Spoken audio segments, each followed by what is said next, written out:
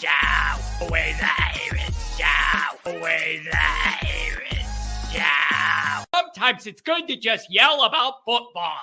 What are you doing? Don't do this to me, Harry.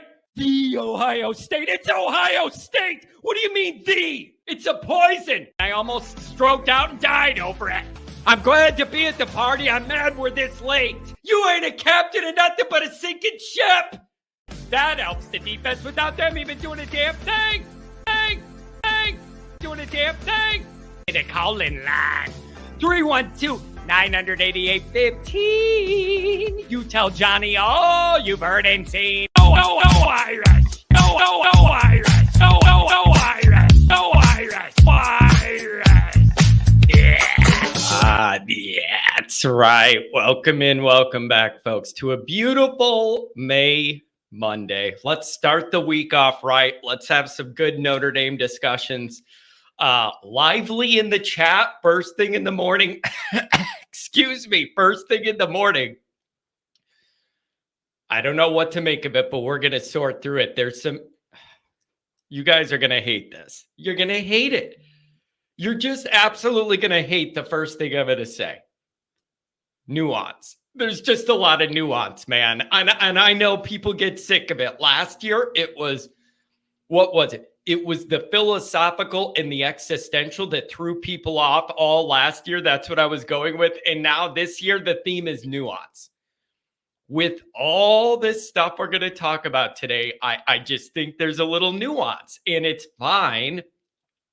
It's fine for everybody to have kind of a different starting point with this and kind of a different approach mentally and how you're trying to look at it. So we're going to go through some of that and break down. Taj Murphy, good to see you. Taj, that's one of the people I met at the tailgate. Walked right up, said hi. It was beautiful to meet you, sir. Thank you for being here. Appreciate it.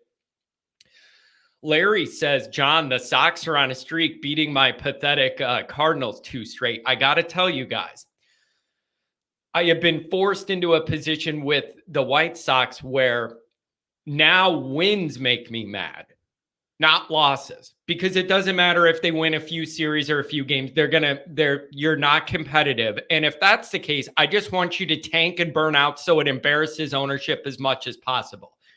It does me no good for you to win like 50 or 60 games and lose 100. I would rather, the more losses they have, the better to embarrass everybody. And so now we're at the point where I've been pushed so far off the ledge. When the Sox win, I'm now mad because it's a pointless win. And all it does is buy them a little reprieve from the daily pressure they should feel about how bad they're running their club. So that's the worst position you could be put in, root against the team you love, but I do it every night. Does me no good to win a few meaningless games. I want full embarrassment, the worst record of all time. Like, I want it. If we're going to be bad, I want it to be that bad. Okay? That bad. So, good to see everybody. Here's the other thing. Full bank of calls Saturday night. I really appreciate it. You never know how those call-ins are going to go. After the game, it's a full bank of calls, and you just know that. But on a Saturday in the summer, you don't really know what you're going to get. We had a full bank of calls. Some of them were new ones, first-timers. That's a beautiful thing. That's exactly what I want. You guys, I've got to learn to be better with managing the phone time. And it's just not a perfect science. Some people just want to say a few sentences. Some people have a dissertation figuring out how to move them along without being rude, getting everybody their opinion heard, but keeping it moving. It's just, I'm trying to get better at it. And the other thing, when we get into the post-game call-ins, I'm going to have to figure something out to keep it moving because I got to let everybody have their voice. And I don't know if I'm going to have to just cut people off, or maybe I come up with the shot clock and it's like everybody gets 3 minutes. Like, I don't know. So that's an ongoing thing. There were a couple people that wanted to get on and then I don't think they did. Like, I feel bad about that. Trying the best I can there with that. Jay Carr, quick question, John, 25 minutes later. Sometimes how do I say this respectfully? sometimes people don't get the hint. Like I try and be really like polite, and I'm like, anything else on the way out, and then it's 28 more minutes. Like a part of me is like, okay, like I'm trying to move it along here. You got to get with the, you know what I mean? I'll be like, what do you have on the way out? Well, I'm on bullet point 2 of 14. So let's get in it. You know what though? I honestly did. I'm just glad people want to be involved. I'm just glad people want to be involved. But I really am thinking about finding like everybody gets a 3-minute thing or whatever. But I also don't want to make that like a hard rule, because there's sometimes where it is a juicy debate where I actually do want it to go a full segment. The phone line's clear, what they're saying is good, or we're arguing, or they have a good point or whatever. But like a real radio show you call into, you get like 2 sentences and then they cut you off and then they respond to what you say. You got to get like right to your point. So I don't know. But I'm always struggling with how to navigate that to be fair to everybody. The chat decides the caller's fate. Yeah, some of that's true with the donations. That's the fairest way to do it after the game when we have a lot of callers is if you donate money, you're going on the phone first. And if I have other time after, other people could get in. So like that's a really the most fair way I could think to do it is that. So geez. Oh boy. Okay. So we have some we have some debate going on this morning in Notre Dame land. Okay. Yeah, just start playing music like the Grammys. The violin music starts playing. We're giving you the hook. That's funny. Get off the stage. Eric with the $20 holler. That's my lawyer in Michigan. It's not about the season scoring average. It's about how much Indy scores in the big games. Eric, you can't give the company to Eric. What movie's that from? Somebody type it in the chat. What movie is that one-liner from? Eric? You can't give the company to Eric.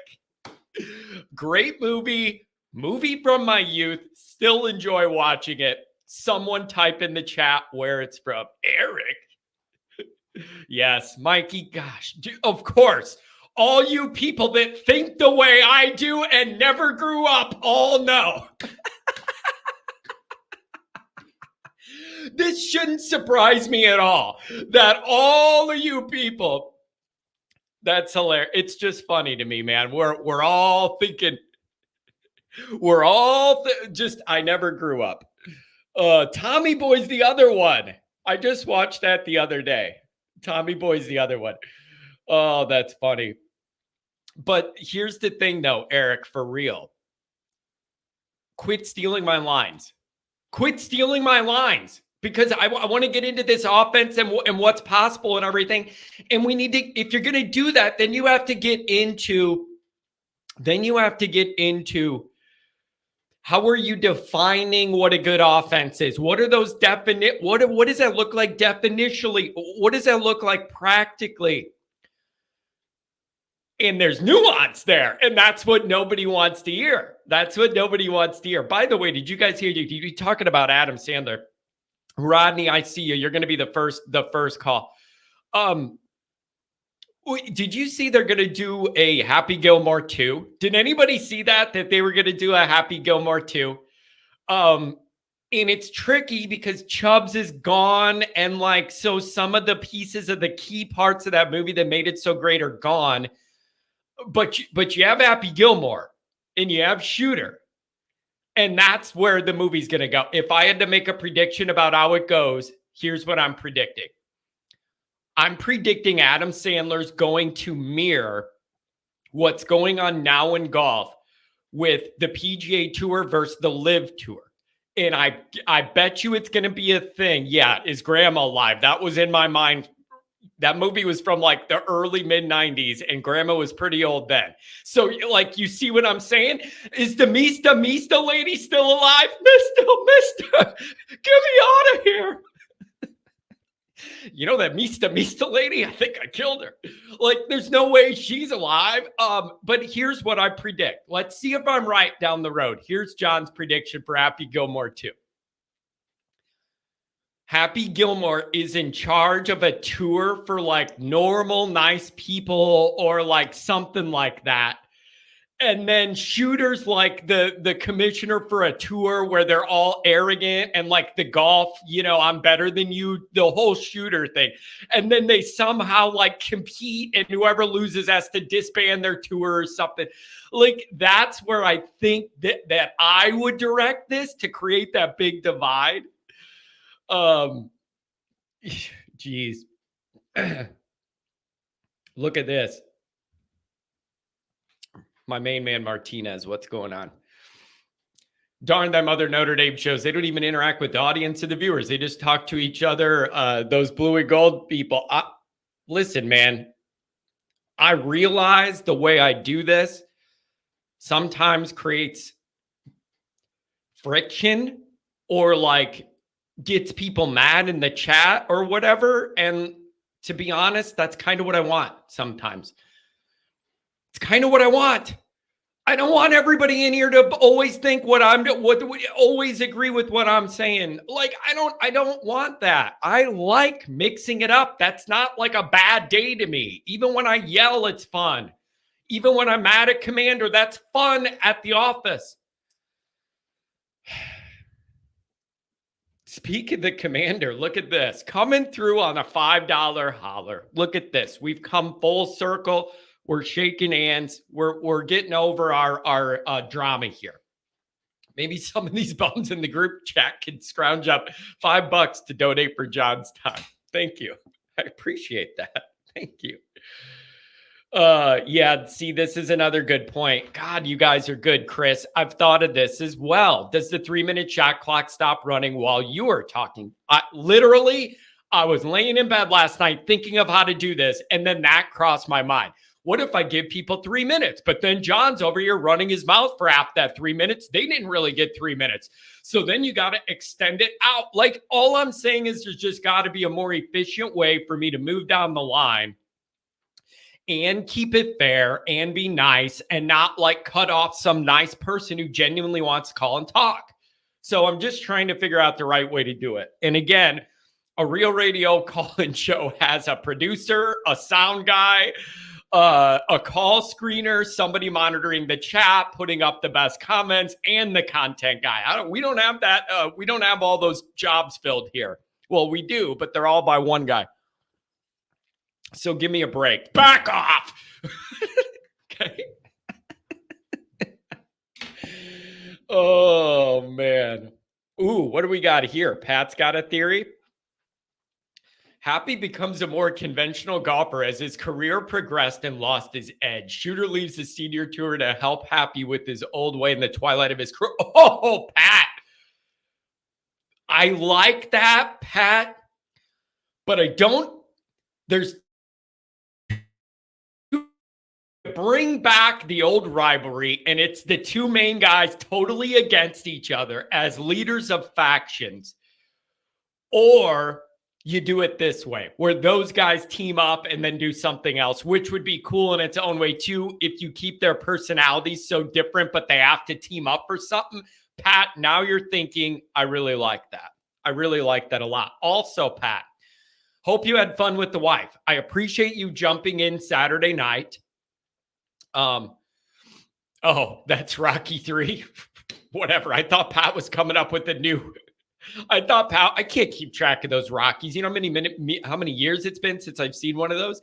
I just think that I thought that was a good plot that you created. So never mind, Pat. You get no credit, and may God have mercy on your soul. You get no credit. It's just like the tailgate. The host never has enough time for everybody. Both sides need to keep it moving. Again, Brian, I have guilt. I have Catholic guilt about that every time we're done with the tailgate. Every time we're on the road home, I'm going, who did I not talk to enough? Who drove from another state to come here and help? And then I couldn't give them enough time. There are certain personalities that are a little more don't want to say needy, but like there's certain people that I know I need to spend more time with or that it's going to mean more to them. And then I want to do that. I always have that retroactive guilt. Lee Trevino has to be in it. Lee's still kicking. He could be in it. Yeah. That's what they should do, is a whole bunch of cameos with like modern golf names or something. Have Tiger doing something that Tiger wouldn't do that you could put in the movie just for a cameo. Do something like that. You know what a great cameo is, you guys? I'm bringing this up. Look at this. 15 minutes in, didn't get through the introduction, got a couple phone calls waiting, and now I'm going way off the track. Way off the track. You want to know what a great cameo is? Maybe I want to know if you all noticed this or not. It took me 2 times seeing this movie to notice this. Did anybody notice in the last Pirates of the Caribbean movie with Captain Jack, Johnny Depp and all that, anybody notice Paul McCartney's in that movie? The Beatles, Paul McCartney.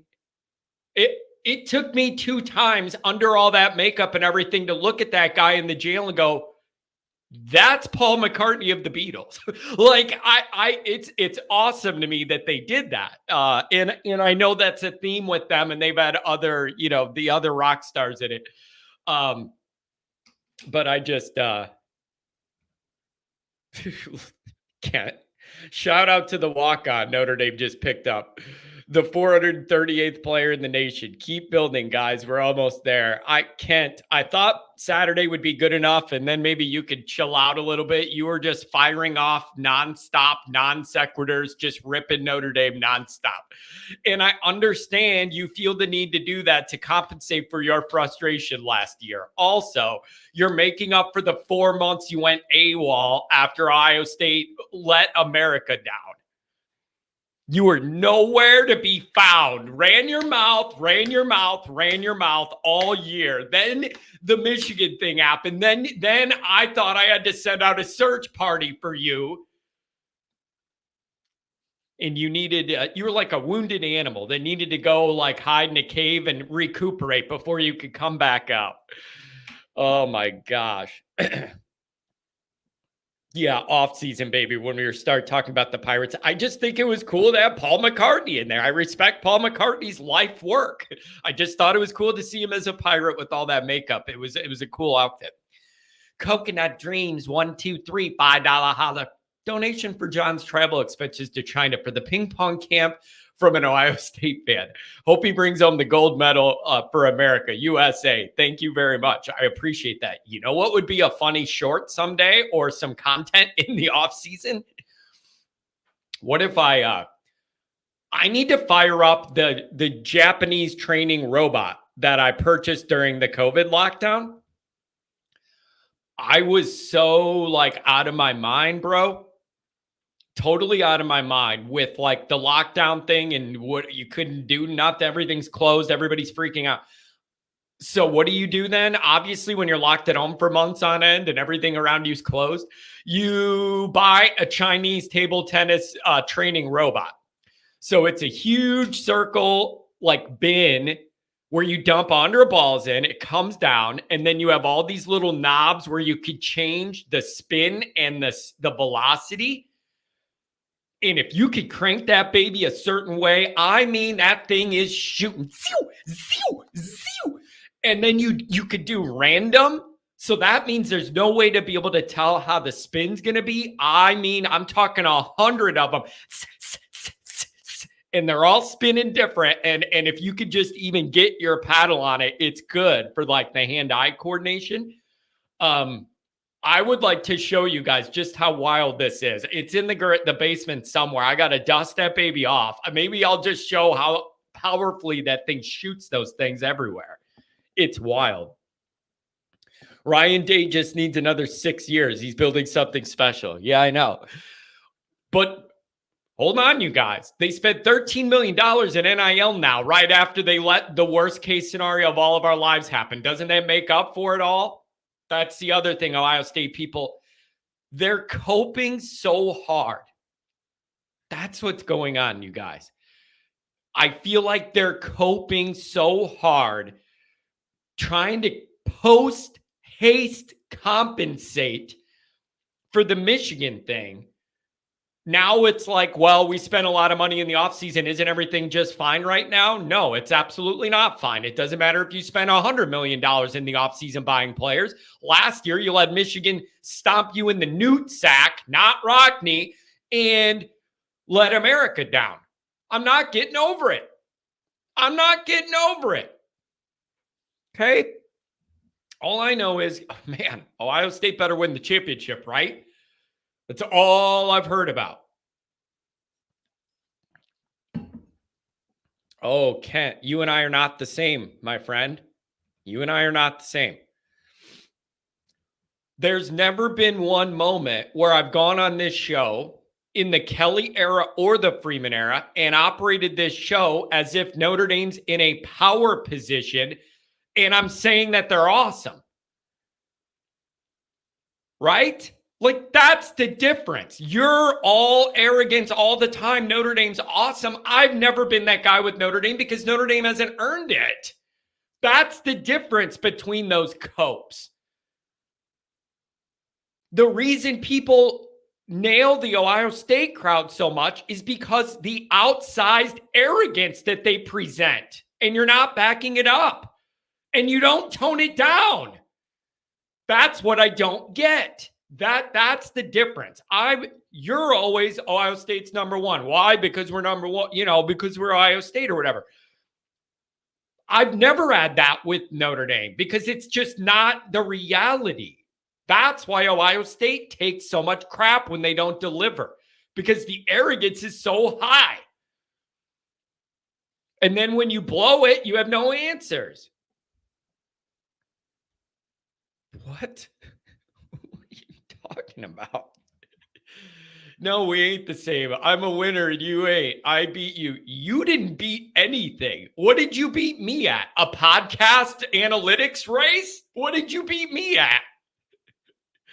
We arrogant because we winners. You ain't. Simple. Yeah, I know, dude. Your bowl game, you guys were awesome. And the Michigan game ending the year, you guys were real winners, man. Totally winners. Like, that's the funny part. That's the funny part. What is Ryan Day? What are you doing lately? You ain't winning nothing. That's the thing. You don't even make sense, Kent. What did you win? You watched Michigan win.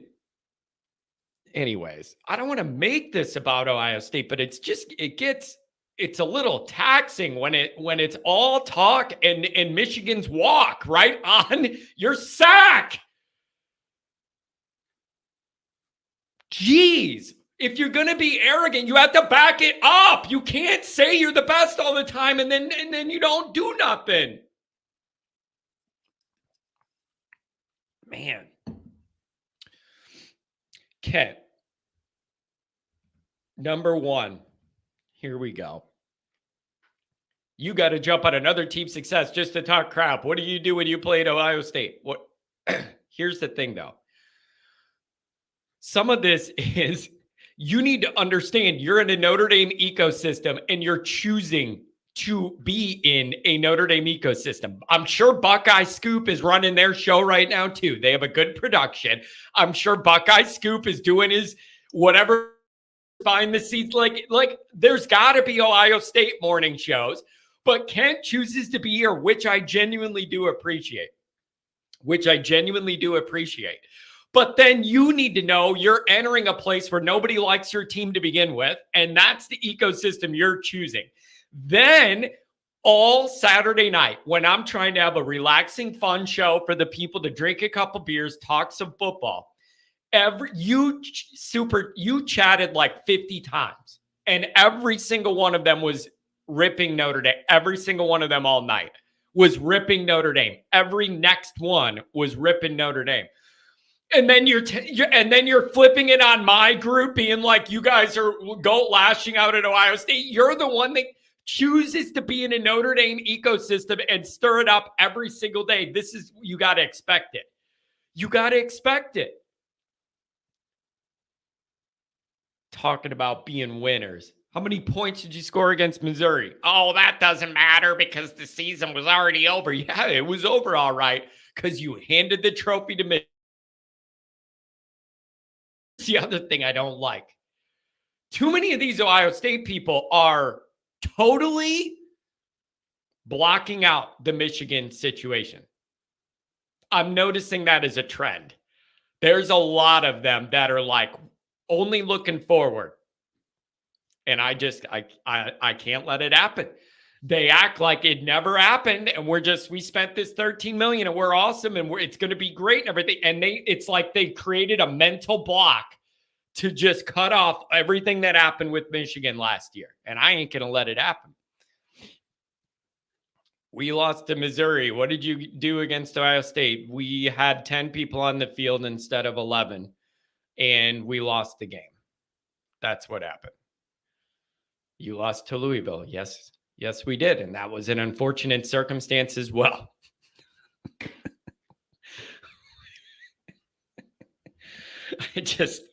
Whatever, man.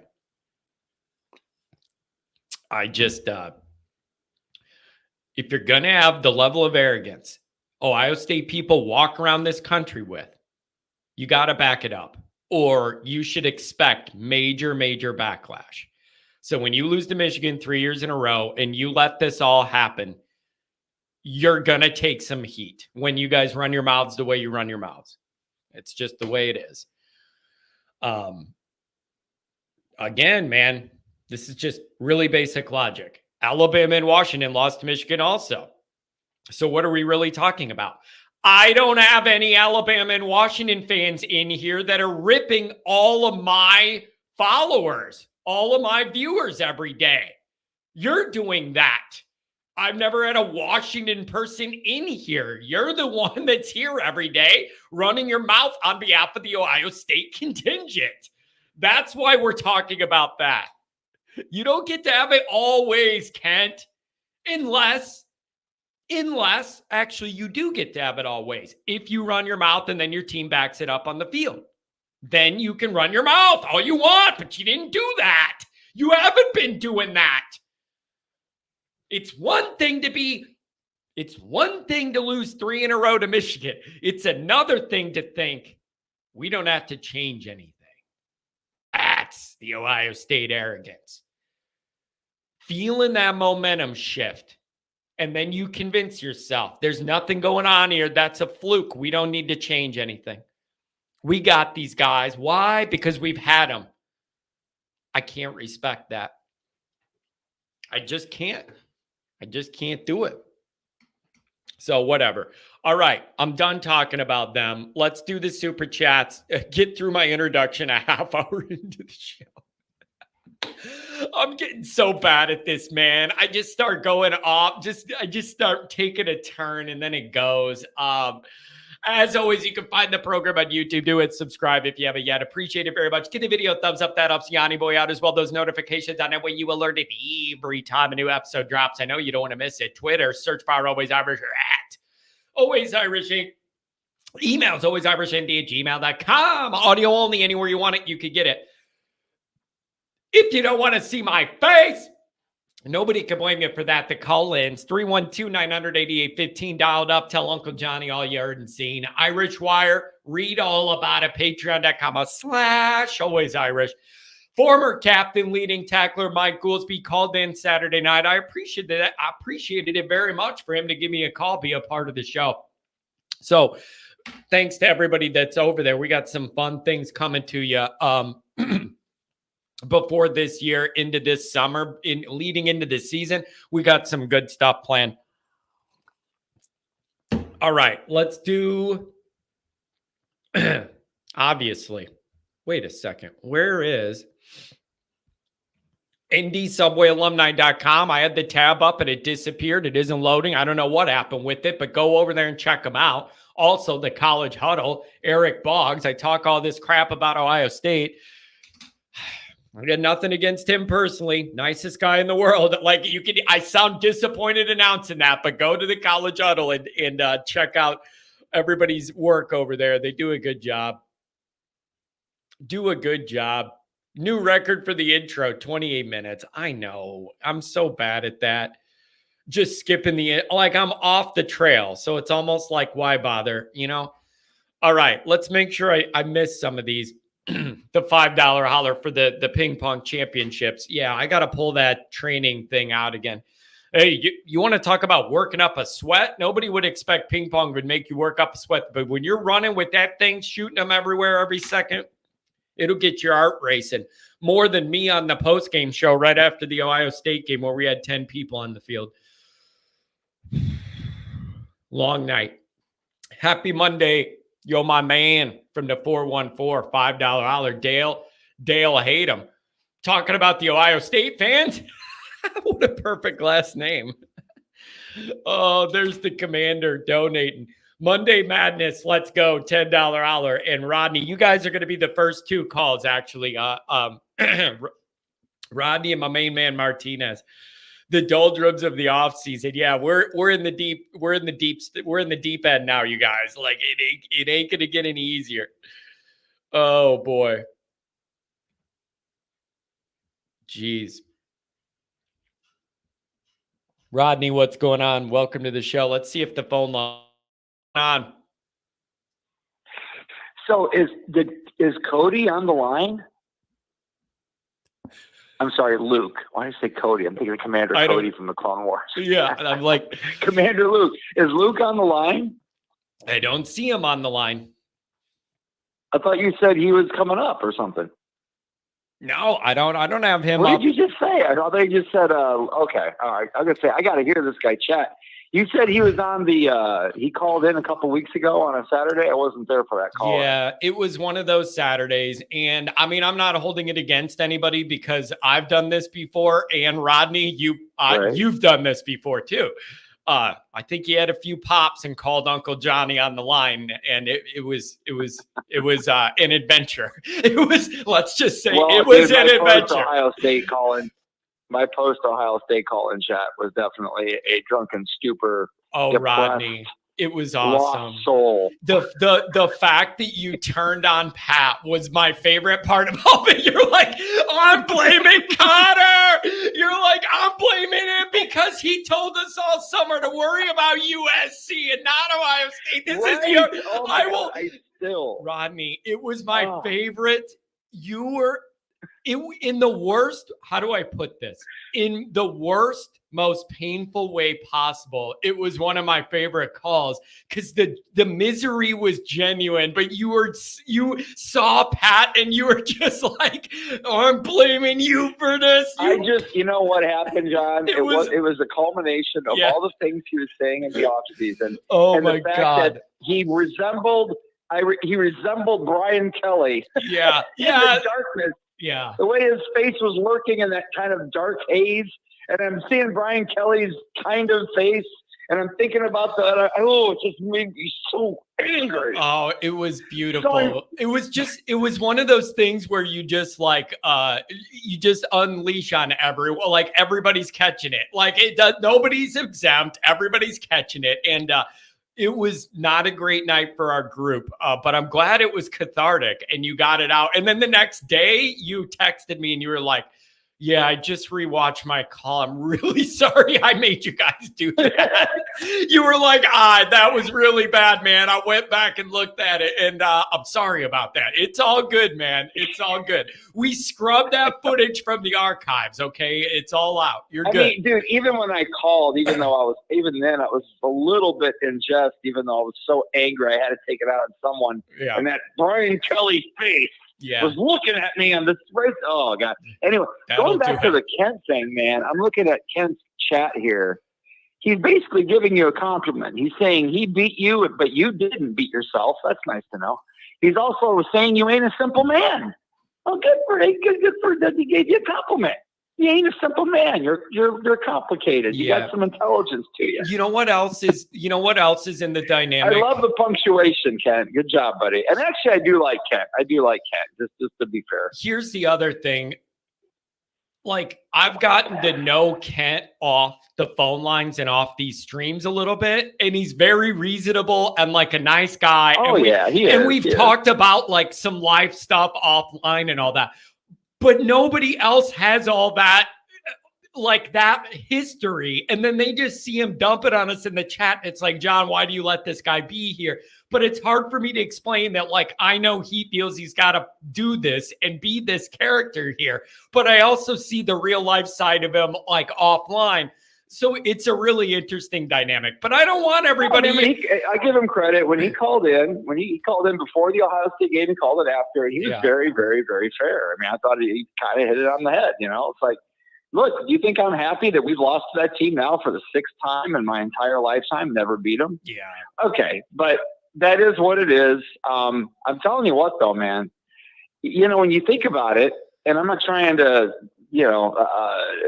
make up for it, could have a consolation prize in our loss, but you look at the number of 5-star players they had on that roster versus us, and the fact that it took one less player of ours to be able to lose the game. Yeah, I mean, it's like, man, I thought you guys were going to curb stomp us. Remember that dude that Notre Dame's going to get curb stomped, dude. Notre Dame's going in. I mean, I think so is Ohio State, to be fair, but man, the Midwestern teams, the Michigans, the Notre Dames, the Ohio States are looking really good going into this next decade of college football.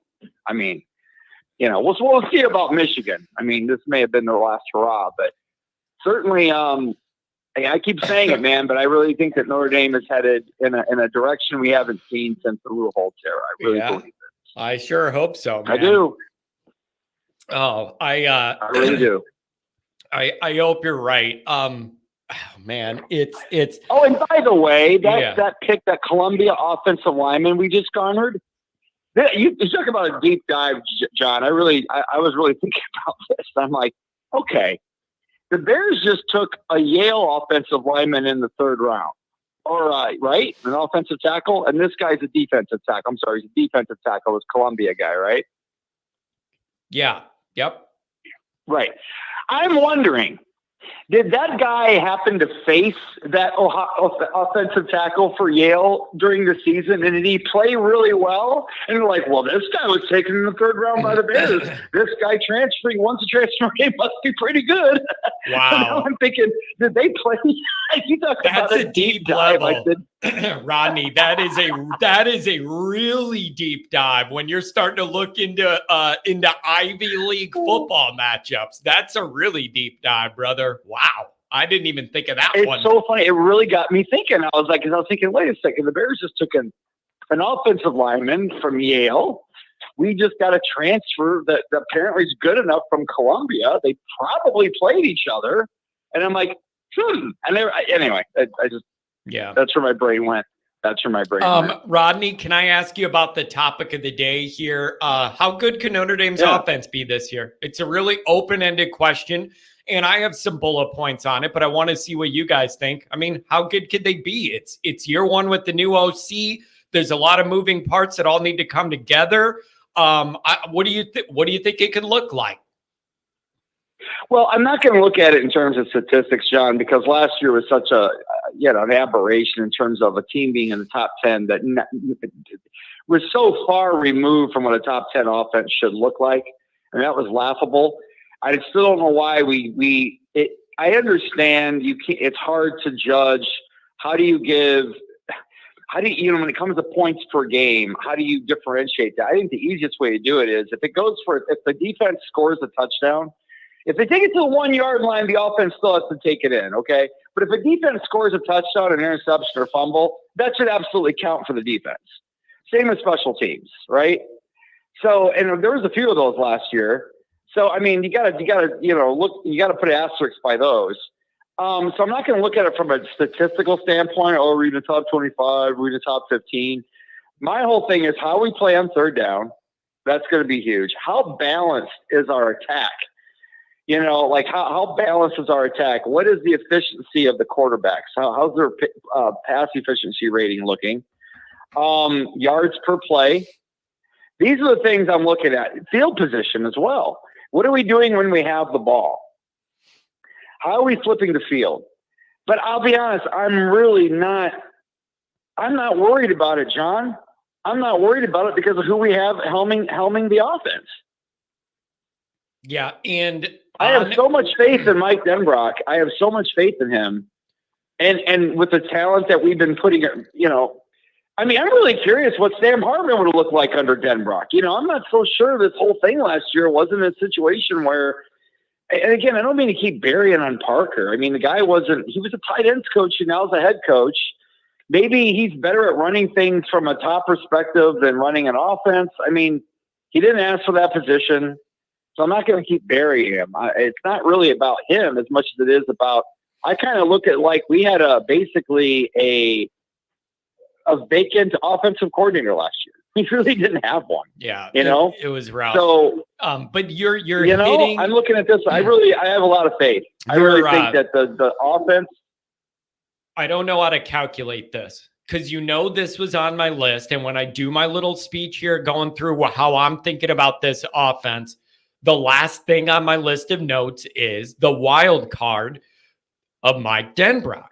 And I just don't know how to calculate what he's going to provide Notre Dame. Like, I don't know how to turn that into the results. And I don't want to underestimate his arrival and what it means to reshape the offense. And before we ever see it, I don't want to overestimate what he's going to do to change the offense. So I genuinely don't know how to go into the season and have in my mind what his addition to the team is worth for the offense. I feel strongly it's got to help, but I don't have a good way to calculate that now other than in my heart and my brain. Does that make sense? Yeah, I know. But I just believe when you look at the talent that has been accumulated on that side of the ball over the past few seasons, and then you throw in a coach that's leaps and bounds above what we've had, other than maybe when he was here before in 2015 or whatever. So what is that, like 9 years since we had his ilk, which was literally him? I just can't see how this, and here's the other thing too, it's the creativity I'm looking forward to. I'm looking forward to somebody, I think it's just going to look like a much more mature operation. Yeah. I mean, it just looks so vanilla and juvenile last year. It's just like, what do we do? Other than the first few games, and it was kind of fool's gold. I mean, just the rest of the season was like, oh my God, man. I mean, I don't mean to, again, this is not true, but it almost feels like you and I could have called that offense and we would have gotten similar results. Yeah. I know it was rough. Yeah. I kind of feel that way. That part listen, man, you got people with no tangible X's and O's football background that were able to predict Notre Dame's plays. Like, give me a break, man. Like, or see what's coming. Like it was just rough. So I think it's going to be in a better position. I don't know how to measure Denbrock's presence and what that means. And again, I'm always going to come back to this. How the offensive line develops is going to say a lot in the efficiency and effectiveness of this offense. Yeah. Even if all the other things are developing up in an upward trajectory, if that O-line isn't able to hold up, it's going to weigh down everything they want to do, and we need to avoid that. So you got to figure that out very early in August. John, even in the spring game, though, I was seeing shades of what that's going to look like. I mean, you could see there is a conscious effort on the coaching staff to get the ball out of the quarterback's hands quicker, because of some of the, the tackles coming along, where they're at in terms of their development. And assuming, and it's a big assumption, but assuming Riley Leonard is healthy and ready to go, I mean, those legs are going to play a huge factor in that. With the man experienced at the outside offensive line, at the tackle positions, although very experienced at tight end. So that's another thing I don't think we talked about enough is that. Yep. Anyway, man, bottom line, we are in the healthiest state that I can remember going into a season. As far as what we have for a coaching staff, what we have been leading up to defensively, special teams, offensively. I mean, this is about the most healthy I think we've been as far as that balance, and what we have that we're working with. And so I don't know exactly how it's going to look yet. I'm not saying it's going to be LSU's, season last year, but we're going to have a much a much more healthy defense, obviously, I would expect, than what LSU had. So I'm just looking forward to it, man. It's just again, the whole college football season, Notre Dame as a microcosm of that. I'm just very fascinated going into this year. This is probably the most, just from a fascination standpoint, that I've been in over a decade, man, just in terms of going in with like, there's going to be a lot of things that are going to be that I can't predict, Yeah. And it's just going to be fascinating to see it unfold. Yeah, it's really going to be interesting. And Notre Dame's, going through a lot of changes, and so is college football overall. 2024 is Bavacqua. We get to see Bavacqua finally taking the helm, and he seems like a avid Notre Dame football fan, which is awesome. But all of this college football thing is one big, great experiment in 2024 with all the changes in the expanded playoff. Like it is the new wild world out there. Rodney, thanks a lot, man. Appreciate you joining, kicking us off on a Monday morning, dude. Appreciate it. Crystal clear phone line, brother, too. I always appreciate that. Thank you. And on my way out, I just love Mark glasses. I always blame Connor.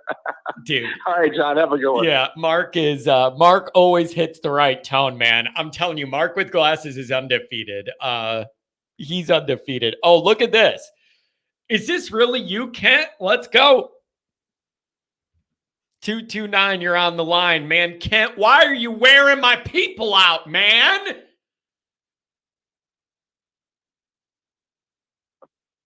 Yo. I'm turning YouTube. Yo. Hello. Why are you wearing my people out? It's the off season. Can you give them a break? You know what? I had a whole introduction I was going to do, but I threw it out the window.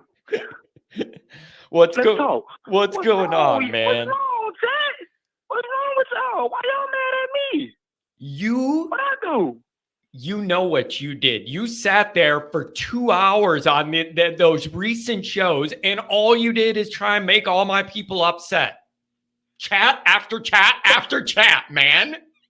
You went at them hard. Saturday night was rough, Kent. Saturday night, admit you were on one Saturday night. Were you drinking a little? Were you cranked up? Listen. A lot of your Saturdays be a bad one. What'd you say? Dude, listen. Talk. Listen. Let me talk. Check this out. Listen. It's the off season, right? Yeah. So I'm only chatting. I'm only getting under people's skin. I'm only doing that because it's the off season. But I will say, I'm not doing it just to piss people off. I'm doing it because I have the right to do it. Yes, we lost to Michigan 3 years in a row. Yes, I watched this big ass TV on my wall and wanted to snatch it off the wall. Yeah. When Kyle McCoy took the interception. Yeah, I wanted to snatch it off the wall when CJ Stroud got his ass whooped against him. Yeah, I wanted to snatch it off the wall when Edwards was running 80 yards down the field. Yeah, I wanted to snatch this bitch off the wall when Missouri came and beat my ass. Yeah, I wanted to snatch it off the wall when Marvin Harrison decided that he wanted to goddamn go to the draft. Yeah, I wanted to snatch it off the wall when Kyle McCord played like a Honda McCord. You damn right I did. But guess what? When we played all off season, I had to hear Nick, Phil, Mark with glasses, Angela Rudiger, Pat, whoever else you can name in the damn chat. Yeah. Whoever else you can name. I heard all off season. Well, I don't know because the other year we did this. Well, I don't know because we're going to light you up with doing this. Well, I don't know because you guys can't stop doing this. You guys can't stop this. Well, I don't know because I feel like we got this. And then like I said in the chat, like I said Saturday, I said it because I wanted to really look at a lot of things that you guys were trying to throw out to me too. Because even though I'm talking trash, I'm still a student of the game too. So I want to sit here and I'm listening, I'm talking trash, but I'm still looking at what you guys are talking about. And so, long story short, I did. I went back and I looked at it. And you guys literally had that game. Like, from start to finish, you guys had the game. Marvin Harrison made a couple plays here and there. I remember, and not to get off topic, but I seen when you guys, somebody said something, I said, hey, how about when Morrison locked up Marvin Harrison Jr.? Maybe you guys need to go look at that game again, because he had a good couple plays on Marvin, but Marvin's eating his ass up. Dude, do you really? Anyway, Ken, I'm just telling you. I'm telling you. I ain't going back to watch it again. Ken, I'm not going back to watch again. Okay, I'm not doing it. I can't do it, man. I can't do that to myself. Yeah. You shouldn't. I can't do it to myself. It's hard for me to go back and look at. Listen, it's even hard for me to go back and look at the Georgia game, and all I did was buy a field goal. See what I'm saying? So I understand that. I get it. But what I want everybody in the chat to understand is that, listen to me. I am not here to piss you guys off. I am not here to get under your skin. But when I woke up this morning, yesterday, when I was looking on Notre Dame's little whatever, I was like, okay, they picked up another walk-on. Some guy that was cleaning the bathrooms. Some guy that do plumbing. And I'm like, wait, at what point are you guys going to go get somebody that means something? So then I said, okay, when John do his show tomorrow, I'm gonna get on there. I'm just gonna make a comment about their national ranking, the guy that they picked up to walk on. Then you decided that you wanted to continue from Saturday. You made your little statement that you made Saturday. So I said, okay. So he wanted to come back with it. Guess what? How I feel personally about it, yes, you guys can throw Michigan in my face. You have every right to. Everywhere I go, I have to hear this. You understand what I'm saying? Yeah. I even gone down to you. Listen, take time out and find out where is the 229 area code. And you guys see where I am actually at right now. That is in Georgia.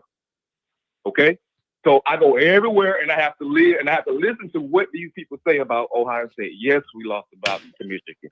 Yes, everybody in the chat, we lost. You're damn right. But guess what? How many of you guys in that chat, and John, how many of y'all have a Michigan shirt or anything apparel in your closet, in your jersey, in your anywhere? You don't. So get off Michigan nut and their success, because yes, they did beat us, but you didn't. You represent Notre Dame Fighting Irish. I don't represent Louisville. I don't represent Stanford. I don't represent Marshall. But guess what? You lost to them. So guess what? Sometimes I bring it up. I don't want to bring it up. I rather talk about what I did to you. And then you want to get in your feelings, John. Talk about what did you do? Wait a second. What did you I know I didn't. We all know I ain't on the field. Just like I know y'all ain't on the field. But when you get on the show and you talk about what we did and what they didn't do, and guess what? You're talking about your team. And I respect you for talking about your team. And that is your team. Them are your guys. So when I talk about what we did, get out your feelings, because you know I'm not on the field. But when I talk about we, as in me, as in us, Ohio State, we lost. I take that L against Missouri, because guess what? That's my team. I take them 3 L's against Michigan, because that's my team. You got to take them 2 L's back to back from Ohio State, from me. You got to take that. Not going back to 1970. But I've taken it. You got to take it. But what have I done? What have I done?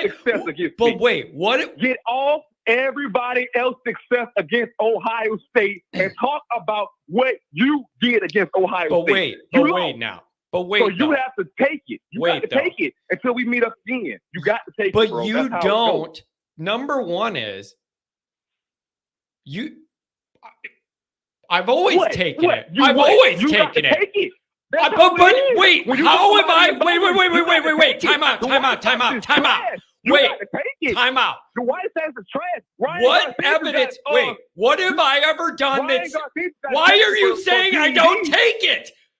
When have I ever not admitted you guys won the game and it really sucks and we had it in the palm of our hand and we lost it? Like, you're saying I have to take it. What evidence is there that I haven't taken it? I give you credit for beating us, and then I take credit for you for letting Michigan win. You get credit for beating us, and you lose credit for losing to them. To a degree, you take it to a degree, and then just what you have to do. You have to mention what somebody else's success was against me. But that's what you do in our chat every single day. What somebody else did in life. But that's crazy. Every single day. Well, you did this against that. I have to take that. If you want to talk about what Michigan did against me, then listen. Okay. All right, wait. Listen now, though. But in reality, logically, you shouldn't be talking about your rival also, a team that you despise, and now you on their bandwagon because they beat me. Get off them folks' nuts. They're bandwagon. There's no wagon. You lost. There's no wagon. I hate those people, Kent. You would have seen if Notre Dame would have beat Ohio State. How many Mississippi fans you would have seen on your page saying, "Good job, Johnny"? Probably none, because I don't think they know how to read. Exactly. Get off them folks nuts because they beat me. No. Talk about your success. Let me be very clear. Since 1970. Let me be very clear. Last championship is your last championship. I'm just going to turn him down and then I'll talk. The whole championship is made out of pine straw. Listen, man. It's made of pine straw. Can I get a word in on my own show? Do you think I could get a word in on my own show? Listen to me. You have yarn. Here's the deal. In the trophy case. Here's the deal. Yarn. If you kept your chats, all right, you're getting muted. If he may still be talking, but he's muted. If he just chatted about Ohio State beating Notre Dame, then that would be the framework that we're debating it. But that's not what he does. He brings up Marshall every single day and Louisville every single day. So you can't just say only focus on our interaction between our teams when he baits us with all of the Marshall and everything else all the time. All right. Are you ready? Are you back? Wait, I actually was quiet. I didn't even know you said I was muted, but I was actually just listening. And you're right. You're right. I do bring them up, but you have to go back and look. The only reason why I bring those teams up is because somebody in the chat, somewhere in that realm, somewhere has mentioned Michigan. Yeah. Somewhere somebody mentioned it. And so I have to, if you're going to do that, if you're going to mention Michigan, instead of mentioning what you did personally against me, well, guess what? I have to mention Stanford and Louisville and Marshall and whoever else these D3 schools you lost to, whoever else it was you lost to. I have, just like if you want to bring up Purdue, guess what? I got to take that. But if you really want to do that, then I'll bring up Navy and all the other D3s. So it goes hand in hand. I'd rather keep it against me and you. Please bring it up. Yeah. Please go ahead and bring up Navy because Brian Kelly lost to them twice. Brian Kelly lost to him twice. We can pile on that together if you want. We can pile on that together because I'll never forgive Kelly for losing to Navy multiple times. We could pile on that together. We could tag team that one. Wait, because I heard you at the beginning of the show about a little time, and I want to give everybody time today. Listen, I don't want to do that about Brian Kelly because you literally, you personally get on my last nerve about the Brian Kelly thing. I get it. That was your coach. Yes, he did some things that you didn't like, recruiting, coaching, whatever. I get it. Just like with right now with Ryan Day. Boy, I'm glad you got Chip Kelly in there because your ass is going to be grass. Because I don't know what the hell you got going on, but your ass is going to be grass. Okay, I get it. I really get it. But what I'm trying to tell you, what I hate about it, what the Brian Kelly thing is, bro, at some point you gotta let it go. Brian Kelly, I mean, I get it. No, and I know you want to interrupt me. I know you want to, but I get it. But God damn, Johnny, let it go. Like, damn, this man had 3 years to get somebody in with just straight line, speed, run down the field, go catch the ball. Ain't done it. He had the opportunity to go get whatever else you think that you're missing in the realm of quarterback wise. I don't see why you guys didn't go get Kyle McCord. I think Kyle McCord is better than the boy that you got now. Just because he can run a little bit? Hell, he can't run. He in the damn towel, in the booth. Hell, how the hell he gonna run? Y'all worried about the damn man legs, he can't even damn run. You better go get you a quarterback. You better go get somebody that'll throw the ball down the field. So, me personally, I feel like you should have got Kyle McCord. That's what I personally think, but you can stick with Leonard if you feel like he's going to take you to the promised land. That's on y'all. That's what I'm saying. That's how I feel. But I know you. Wait. I'm gonna let you go. I'm gonna let you go. Okay. Please, for me. At some point, I don't know if it's gonna be this year, and I really hope this be the last year. Not talking about Ohio State. Please take responsibility for what the hell Notre Dame is doing out on the field with Al Washington, Al Golden, Marcus Freeman, this new guy y'all got, DeJoner, whatever the hell his name is, special teams coach that left in the off season. All these people have AD, make them responsible for what Notre Dame do on the field.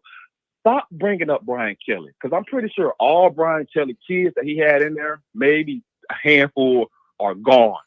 Marcus Freeman is making these decisions. Marcus Freeman is giving the offensive coordinator freedom to make decisions. Marcus Freeman is allowing Al Golden to make decisions on defense. Marcus Freeman came in the presser last year and came right after Ohio State on the 1 yard line and said, I didn't have a guy go on the field, or I didn't take the penalty because I was afraid of what the next play they was going to run. So instead of sending another guy on the goddamn field on the 1 yard line, this some bitch let the play run, and we ran it right where you had a missing guy at. But yet you guys want to come on here and talk about, oh, okay, the 10-minute joke's good. Okay, that's over with. Okay, no, it's not. Because if you got a man on the field, you possibly beat me. And that takes Notre Dame to a crescendo or to a place where they haven't been in a long, long time, especially beating Ohio State. You could have really did something with that. Even losing to the team that you lost to last year, by beating me, that would have put you in another, at least in the top 7, maybe. That's why it's so upsetting, Ken. That's why it's so upsetting. For your incompetent coaches. Please, stop it. I don't understand. Because Brian Kelly over there, Brian Kelly got a Heisman winner. Brian Kelly got a Heisman winner at LSU. It's totally unacceptable to make the mistakes that Notre Dame made coaching-wise in that game. I don't understand what else you want me to say about it. It was very bad. It was. That ain't the only game you had 10 men out there. Yeah, you're right about that, actually. That's a good catch, Ken. You are right. Brian Kelly did not do that. Brian Kelly didn't say, wait, no, we're not going to send another guy on the field. You got what you called him yesterday. Saturday, you got the pretty boy Floyd sitting on the sideline. Take it. Just what is on for a week? Dude, I'm on the field. Brian Kelly had his own mistakes. Losing to Navy twice, losing to Tulsa at home, and telling us to get used to it. Like Brian Kelly had his things. How long was that ago, John? How long was that ago? Let it go. This man Marcus Freeman losing to Stanford, Louisville, Marshall. Who you got this year that's gonna be easy? And then you'll slip up on them, and then you'll be like, oh, who it is? Tell me right now before I go. Lay out the schedule for me real quick. Tell me. Tell me your schedule. What do you want to know? No, we're not doing this. We're not going through the whole schedule. No, you could go look it up on your own. You've had 15 minutes on a Monday. You can look it up on your own and go figure out what loser team we're going to lose to this year if you want. Here's how I want to wrap up. Here's how I'm going to wrap this up with you. The reason you guys never lose the arrogance. That's why people come at you so hard, because you always have an arrogance even when it's not backed up or warranted. And that really rubs people the wrong way. All of the talking you guys do, and yeah, you beat Notre Dame, but you didn't do anything else you needed to do. And people don't want to let you run your mouth with arrogance when you didn't deliver the ultimate. If you're going to be that arrogant and that loud, like all Ohio State fans are the time, you have an obligation to back it up. Not just against Notre Dame, against everybody. But you don't do that, and then you wonder why we give you a hard time. That's why. It's that Ohio State arrogance when you haven't been backing it up. You want no difference between us and you? Look what you just said. Our expectations at Ohio State is to win every freaking game. You guys don't have those expectations. So, yes, when we lose it, yes, I'm going to come here every day, every year with the same type of energy. Boy, we number one. Boy, we going to whoop your ass. See me on the field. Yeah, we got 5 stars. But then guess what? When we don't show up, guess what? I'm going back and doing the same thing. I'm going to go back and going to figure out why the hell we lost. Simple as that. So if you don't like it because we didn't win, I get it. I didn't like it that we didn't win. But guess what? I'm going to still be here talking my same trash because guess what? At the end of the day, the main teams at the top of the list, me, Alabama, and Georgia. Simple as that. So until you knock me off that pedestal and send me down there where you at or wherever the next down there in that third degree or that third tier, that's what you got to deal with. It's as simple as that. You got to deal with it until I become an irrelevant team. Or block me. Yeah, that's fine. I just you got those high standards, and 3 years in a row, we got to deliver here, man. Win. Win, John. Stop complaining and win. Because if Ohio State played Notre Dame again this year in the playoffs and we beat you, you better block me. Better block me. Why? I don't understand. We don't go into this with the same level of arrogance because Notre Dame has not earned that level of arrogance. Because you know you ain't no winner. That's why. No. What I'm telling you, What I'm go talk to an Alabama fan. Muted. What I'm telling you is I have a respect for the level that we are at, and I operate from it. You don't do that. You operate outside of your league for what you guys have been doing. How can you be arrogant? How can you talk trash when you ain't won nothing? What? Pow! Well, when the last time you won a New Year's Six bowl game? That's why I'm asking why you get to run your mouth when you lost to Michigan 3 years in a row and let down America. That's what I'm saying you don't have the right to do. Yes, I lost to Michigan. Again, see, here we go, going in the circle, talking about Michigan. But guess what I just told you? When was the last time Notre Dame won a New Year's Six bowl game? When I was about 10 years old. But what does that connect to this? What does that have to do with this? You have no leverage to talk about nothing. That's why you don't have the arrogance that I have. It's because you don't have it. It's because I have a respect for the situation. You got to tone down the arrogance. When you guys don't deliver, you don't tone down the arrogance. Of course not. Well, that's a problem. That's a problem to me. You got to tone down the arrogance. You got to tone it down. Why? You got to tone it down. Why would I tone it down when I know that if my kicker don't miss a field goal against Georgia, what? Oh, why would I tone it down when I know that if Michigan don't cheat for the past 3 years, who knows how it goes? Because if you sit on this phone and tell me if you sit on this phone and tell me that ain't the real thing, if you get on here and tell me it ain't the real thing, then now we got it, because when they first because when they first started, you was all on it. I watched all your shows about how they cheated, how kind of sides on the side. I just didn't expect you to lean on it. I didn't expect you to lean on that as an excuse, Kent. You don't want me. Whoa. You don't want me to make excuses about losing to Marshall, and you're over here making excuses about Connor. Shouldn't you be good enough to beat him anyways? Shouldn't you be good enough to beat him anyways? 3 years in a row. Did it happen or did it? Yes, it did. Can you answer my question, John? Yes, it did. Did it happen or did it not happen? Yes, it happened. Okay. Did Marcus Freeman send 10 men on the field? Yes, that happened too. Yes or no? Yes. Okay, then. That is not my fault because you sent 10 men on the field. It is not my fault because Michigan decided they wanted to cheat. It ain't got nothing to do with me. But guess what? It happened. So guess what? When it comes out, I'm going to bring it to the table. God. All right, Kat. Simple as that. Thanks for calling on a Monday, man. Deal. You got to win. Thanks for calling on a Monday. If you want to talk trash to me, you got to be a winner if you want to talk trash to me. So then can you not talk to yourself? Because you didn't beat Michigan last year? Because you guys weren't winners. So can you not talk to yourself? See, again, get off the other team's success, bro. Talk about you. Okay. You. That's all. Let's talk about you. That's what I do here every day. Travion Henderson running wild on you. Travion Henderson still running. God, yeah, I know. He had one good play and 2 holds not called on it. Good job, man. Frame the poster. Frame the poster. Go ahead. Still burning. Barbara Harris still burning. Morrison on the sideline, and they caught it out of bounds. Go look at it. He's still burning them. All right, Ken. Case Stover still catching passes on one knee. That's awesome. Look, Xavier Watt still dropping picks. Like 3 of them that game. Yeah. Are you done? He's done. He hung up. First off, I think this is all a compliment. Don't you guys agree? If you really think about it, I think that's a compliment, what we just experienced. Doesn't like Notre Dame, but he's here every day, and it's all Notre Dame. I'm taking that as a compliment, actually. I really am. And somebody was in here saying they lost all respect to me because of what just happened and I let him do whatever. I don't really know what you wanted me to do in that moment.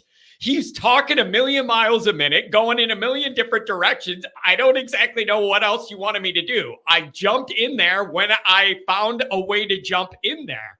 I don't know what else you guys want me to do. What do you want me to do, Blyberg? What did you want me to do? He was going a million miles a minute about a million different things. And whenever I could, I tried to get in edgewise. I don't know what else you want me to do. I muted him multiple times. I don't know what else you want me to do. I just think it rubs me wrong. God, I hate how this is about Ohio State. This is a Notre Dame show. I just hate how the Ohio State arrogance never seems to waver. And when you don't back it up on the field and you maintain that elite level arrogance, it really rubs people the wrong way. It just rubs people the wrong way when you act that way when you haven't earned it, So whatever. But I don't know what else you want me to do. I tried to mute him whenever I could and get a word in when I needed to, man. Give me a break. Jeez. So whatever. God. And then the whole, after all of it, don't make excuses, John. You lost to Marshall. You lost to Louisville. Excuses. Quit making excuses. Own your mistakes or whatever.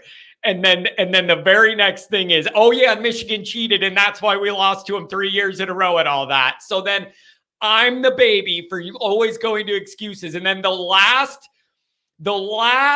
weapon available to him, he goes back to the excuses. It's literally 20 minutes of yelling at me about Notre Dame excuse making, which I don't even really think I do. It was 100% unacceptable and a coaching mistake, the end of Ohio State on offense and defense. Totally the coach's fault. Offense and defense. There were mistakes made both ways in that Ohio State game that prevented Notre Dame from winning a big game that they were going to win and should have won. I don't understand. Yeah, they did, Kat. But I just didn't know you were going to use that as an excuse for 3 years in a row of losing. Both can be true, right? Like, yeah, I believe Michigan cheated too. That doesn't mean you have to lose to them. So I don't know. It's that's the other thing, man. Dude, Buckeye Scoop is right over there, and everybody will be talking the same. They all sniff the same glue you do in the morning with the Ohio State people, and you can go do that. But if somebody wants to be here, I mean, geez. So whatever, but man.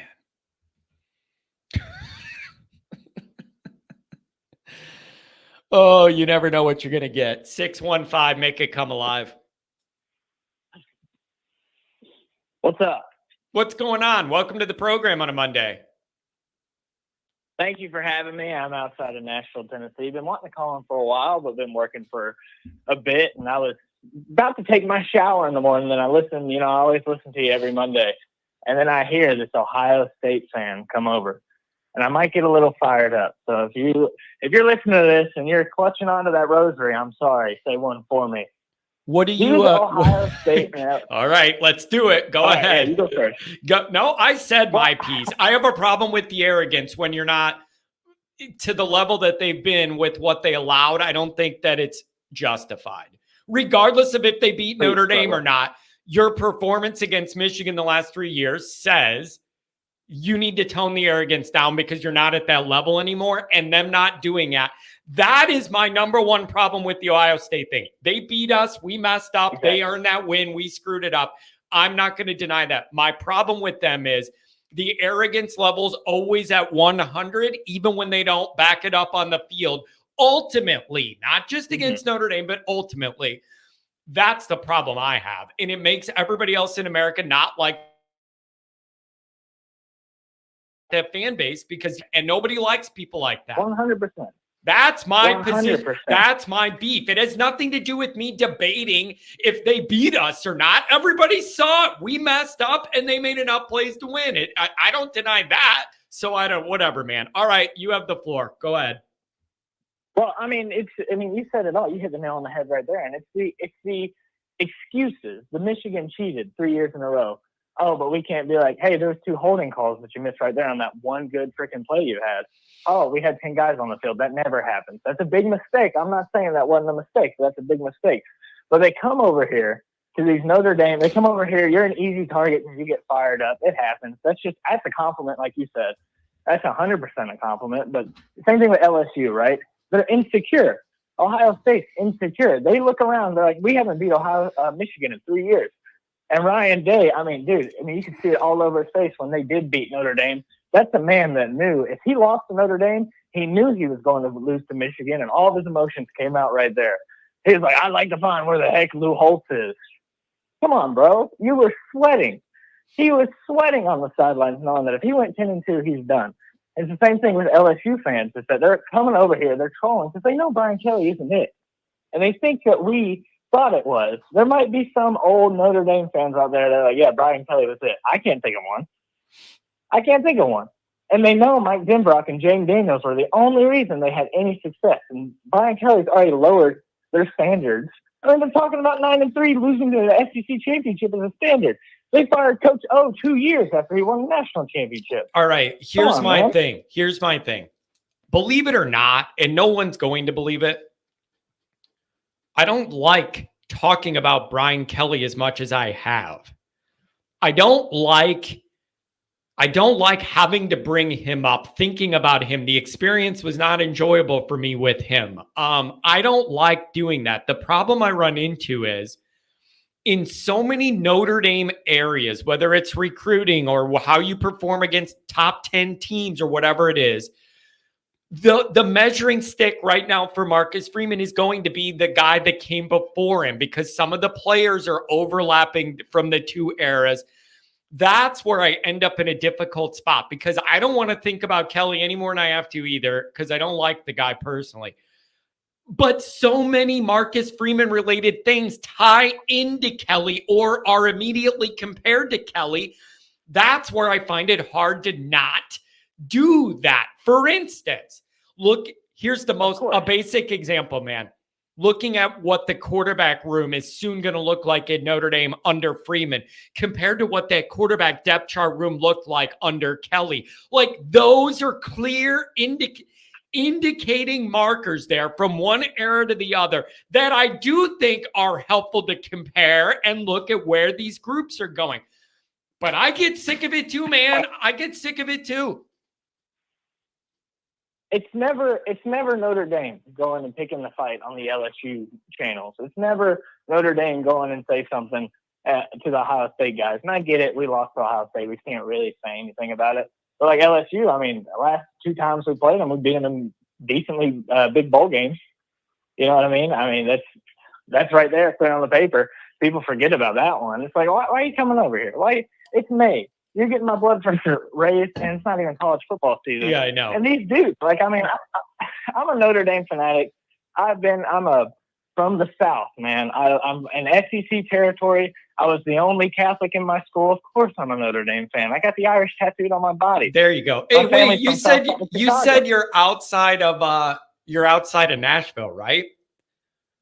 Yeah, I'm from Gallatin, Tennessee, baby. You want me to come down there and we'll light up the Honky Tonk Central? Let's go make some moves, baby. Let's make something happen. Always Irish live from the Nashville Strip, baby. Let's do it. That sounds fun. 100%. Broadway has gone to hell over the last couple of years. It's Bachelorette Party Central. Yeah, I know. There's a lot of bums coming in from California under the pedestrian bridge. But hey, man, when you're a growing city, that's what happens. Yeah. I spent my whole life listening to these SEC, especially the Vols. I have a grudge against them because I'm from Tennessee, but they don't really beef with Notre Dame. I get it. But every time that I would, growing up, I would hear, Notre Dame sucks, Notre Dame's this, is that. And I get it. I'm in SEC territory, but I'm like, you guys aren't. I get fired up easily. I take it personal because I see it as a personal attack because I was the only one around that was like that. You know what I mean? Small town Tennessee, a Notre Dame fan, let alone a Roman Catholic, they're going to get it on a regular basis. But when you can look at the SEC and be like, it's only really 2 teams. The rest, if they ever played some meaningful away games, outside of the SEC, then I think a lot of them would get exposed.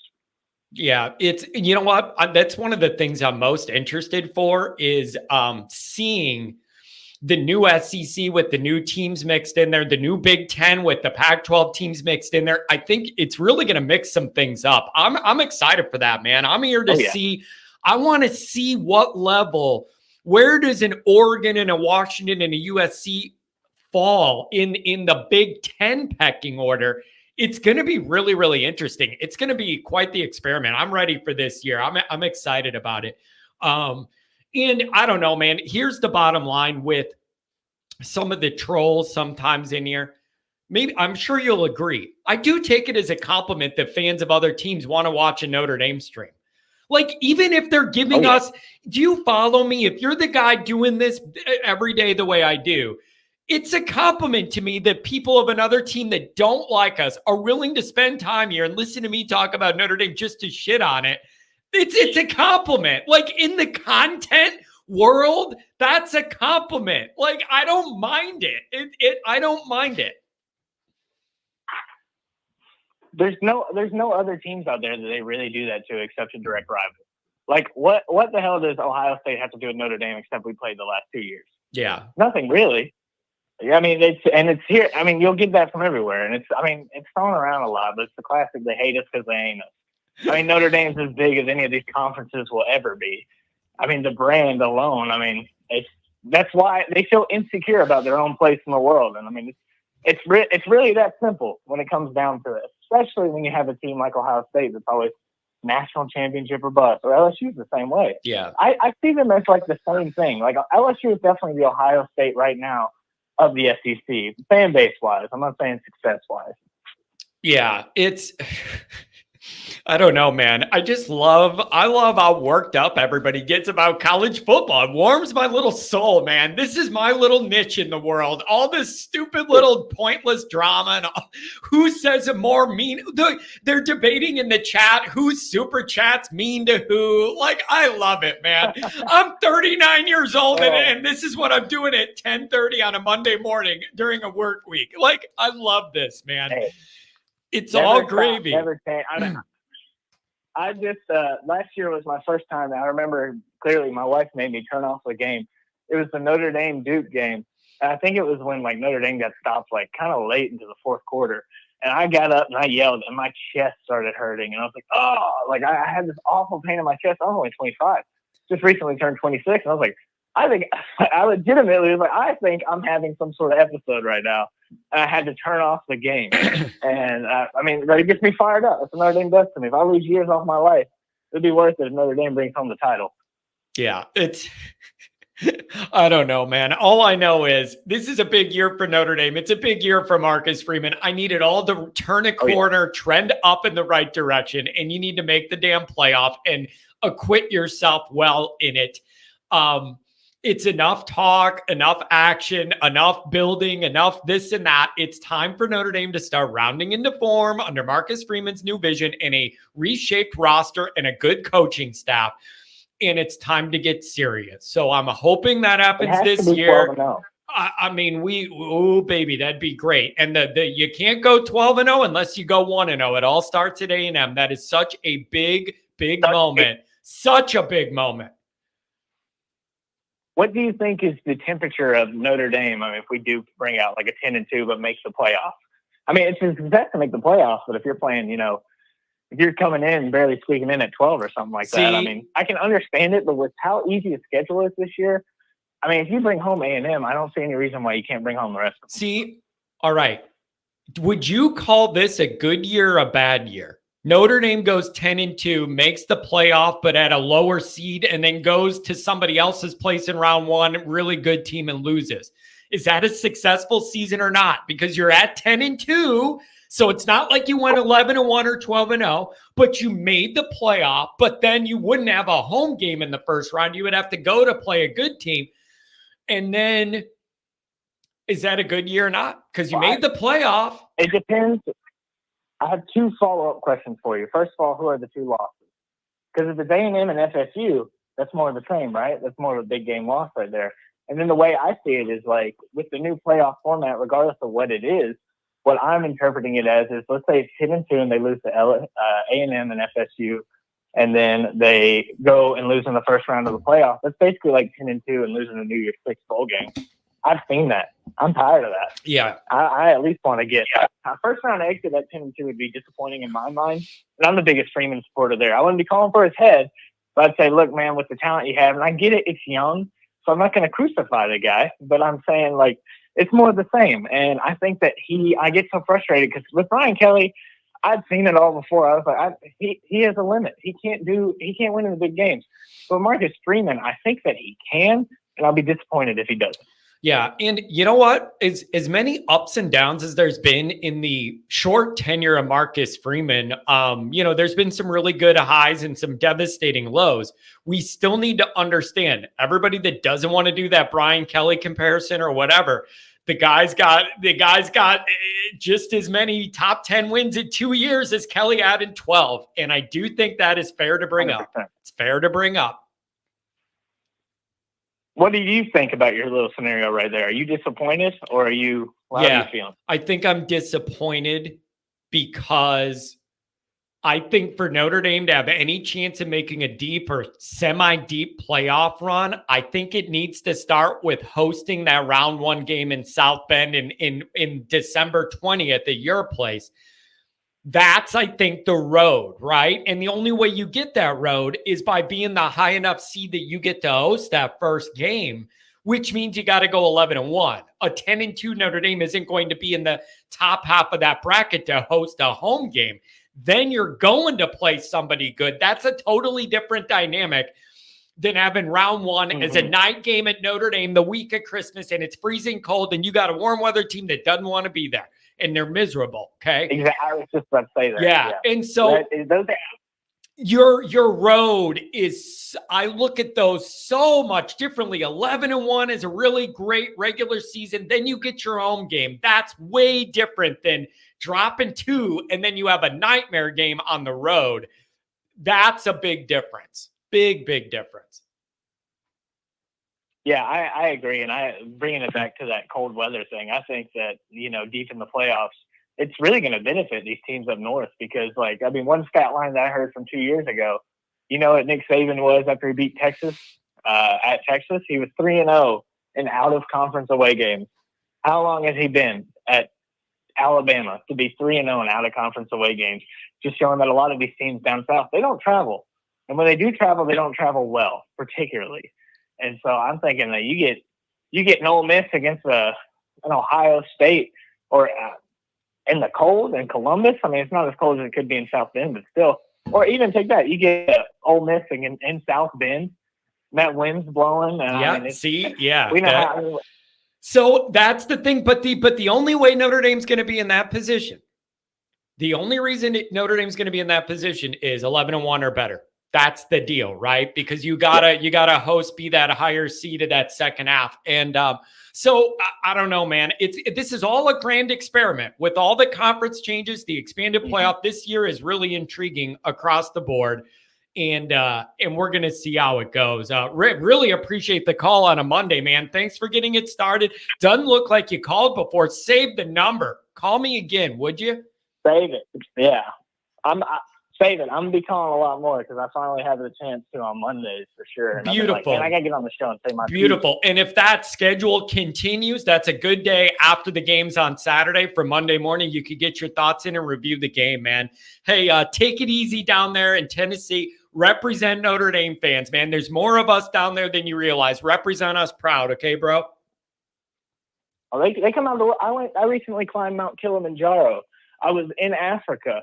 I didn't even know these 2 people who did not know each other came up to me and they're like, "You a Notre Dame fan too?" Because I was wearing a hat. I was like, "Yeah." One dude was from England. The other dude was somewhere from Michigan. And We're in Africa. 3 Notre Dame fans on the same flight. You don't see that with any other school out there.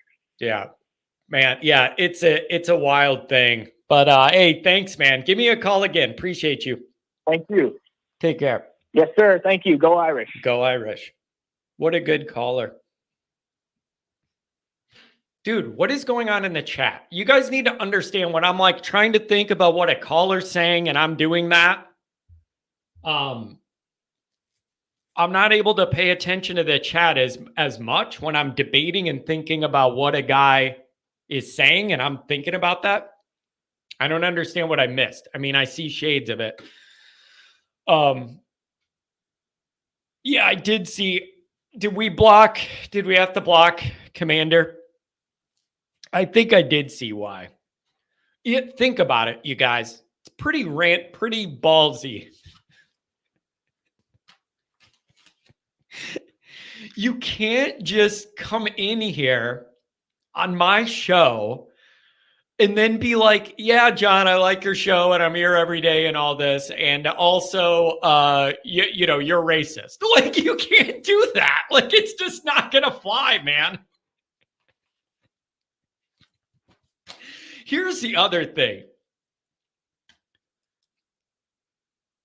Why does everybody take these chats so serious, man? It's Monday morning and we're bullshitting about college football. Don't let it ruin your day. Last week when I yelled about Commander Luke and he pissed me off with the whatever, and I yelled about him and then posted that episode where the smoke was coming out of my ears or whatever. That's fun. Like, yes, I was mad at him, but the framework with which I was mad in was fun. That's enjoyable for me. That's enjoyable for me. Like, that's not like it's. Do you really think that like all day I was sulking around because Commander Luke said something dumb? No, like you use it for content, you let it rip, and then you let it go. God, everything ain't that serious, man. But Kent, you have gone out of your way in very specific ways to nail me and the Notre Dame people a bunch of times. And so you really thought after that stream that I spent any amount of minutes upset or worried about Uncle Luke? All I want to do is use it for content. That's all I want to do. Dude, my phone line just hung up. What the hell's going on here?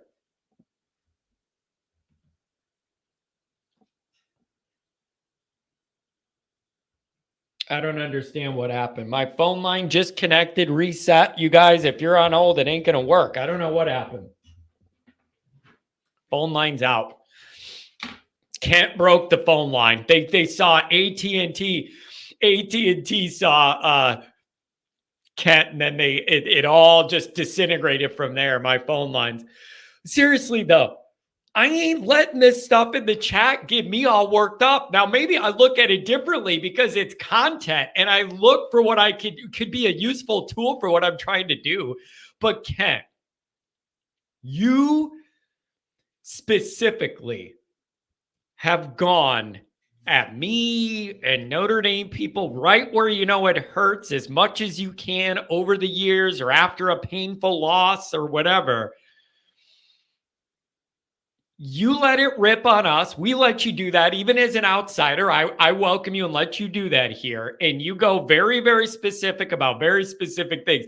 And then my people come at you and now you're saying we crossed the line and you got to back off and all that. It ain't going to go that way. It ain't going to go that way. You're an agitating outsider intentionally. You need to expect a lot of kickback. You can't be surprised by that. Like, you're going to get that, and it ain't going to be pretty. I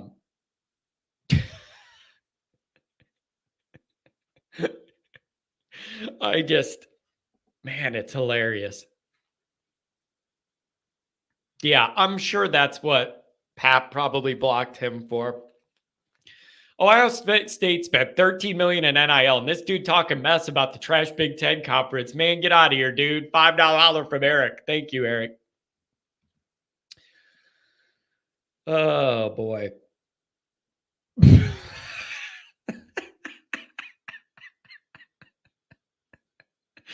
To be an Ohio State fan, you got to be able to stand in the paint, take whatever comes with it. I expect you losers to hate because you're losers. Why listen to a winner? But the problem is you're not really like winning right now. That's the problem. See, this is the unbridled arrogance that I'm talking. It all's coming full circle. The unbridled, unwarranted arrogance is coming back in. You're calling yourself a winner. You just lost your arch enemy 3 years in a row, and you handed them a championship, basically. And everybody hates you guys for letting it happen. Oh, boy. Wow. Man, it's just rough out here in these streets, man. $5 olive from Willie B. Hardigan. Personal problem. Can't answer that for you. $5 to help fund Ken's crayon eating hobby. How is that racist, by the way? I don't understand. You could say that to anybody and it would apply equally. I don't understand the concept here. Oh, my God. My phone is not connected to the system, but there's people on a hold, and it's saying I have no host connection, which I know is true because my phone's not connected to the wire anymore, and there's still people on a hold. I have no idea what's happening with the phones. $5 olive from the Beefeater. Commander Luke telling Kenny wrecked the show is maybe the funniest thing I've seen today. Yeah, when you're in a position where the commander's the one being like, okay, I think it's gone too far here. Some of you people need to get a grip. Oh my God. Seriously.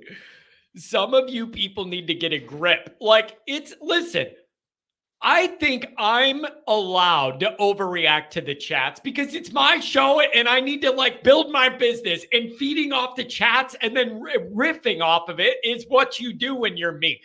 Don't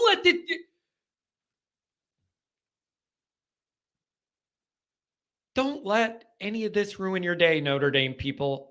I really don't want anything you see in this chat to literally raise your blood pressure one bit. It's all gravy, baby. It's all fun and games. Let me yell and stroke out about stuff. LOL, like, what can you guys really say you won over me? That's not the argument. That's not Kent. That's the whole problem. That's not the argument. That's where we're having a disconnect. That's where we're ships passing by in the dark. Okay. What can you guys say you really want over me? Nothing. That's the point. Like, we're not connected. Like, that's not the argument. I told you what the argument is. You can choose to not believe it or not. The unbridled 100% arrogance that Ohio State people walk around this country with needs to be adjusted when you no longer back it up on the field. And it's not. They're still running their mouths and they have no platform to do it. If you just want to say, we beat you, so then you can't say anything or whatever. Like, if you just kept it confined to Notre Dame, Ohio State only, then I agree with you. But when you start going bigger, then we got a problem. This isn't about OSU anymore for him, John. This is personal. Yeah, but we've been through that before. We've been through this all before, and Kent called, and then I yelled at him one time, and then he was mad at me, and then we hung up, and then I didn't see him for a while, and then he came back. We do this all the time.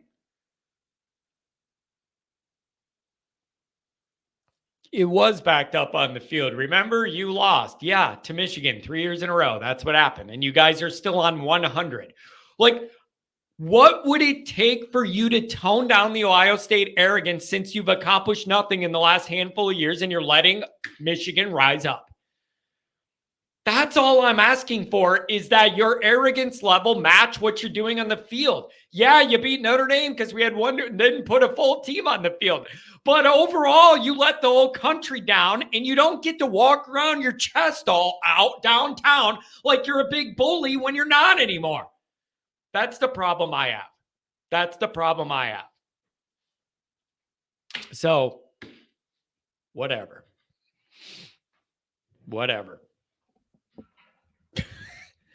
Why are we taking it so serious? Because we have no games right now. It's all we have. There you go. Let's go. And I do like, Rudy, I'm sorry. I was going to highlight your chat in the middle of all this. Kent was talking about, oh, good job. You guys picked up another walk-on. And Rudy says, hey, take it easy on the Notre Dame walk-ons. Oh, that's funny. Oh, boy. Kent, I don't know, man. I don't know whether I should be happy or worried that you have so much time to worry and engage with Notre Dame people. I don't know whether that's a good sign or a bad sign, man. Don't let it work you up either, man. We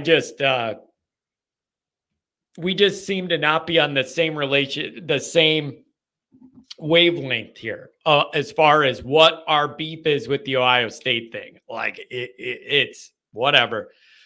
Oh, boy. All right. I didn't get to any of my stuff I wanted to do. My phone line started acting up. Everybody's mad at everybody in the chat. I mean, what a great way to start the week.